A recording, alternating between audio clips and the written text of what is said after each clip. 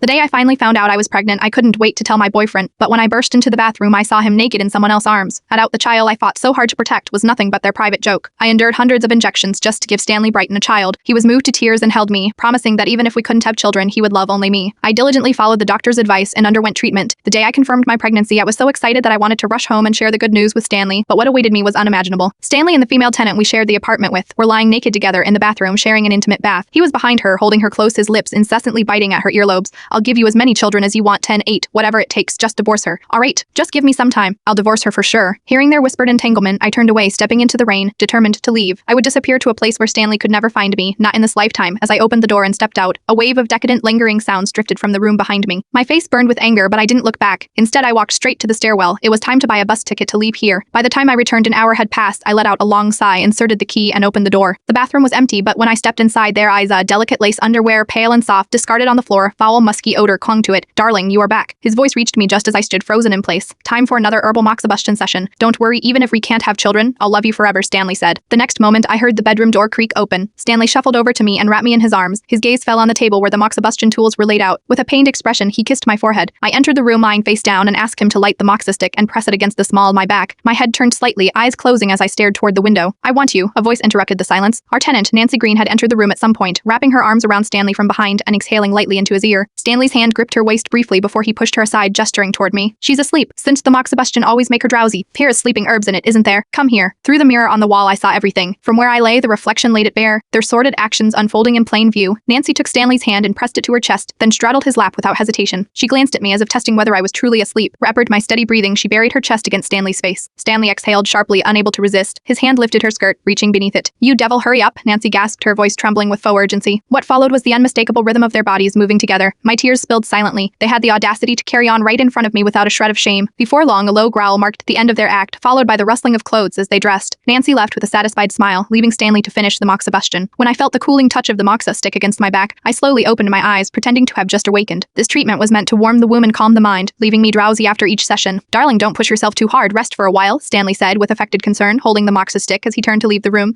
I watched his retreating figure with a cold smile. Their earlier passion had left them careless. He hadn't even noticed he was wearing mismatched socks. Just then my phone buzzed. "If you've really decided to come back, hurry up. Once you are here, you can't leave again," my mother's voice reminded me over the line. "Help us manage the family business, okay?" I nodded and hung up. When I stepped out to fetch some water, Nancy appeared, wearing a low-cut top that barely covered her modesty. My gaze flickered to her chest where a fresh bite mark stood out. Stanley's front teeth had a distinctive gap. The mark matched perfectly. I watched her flaunt herself, a smug triumph radiating from her every move.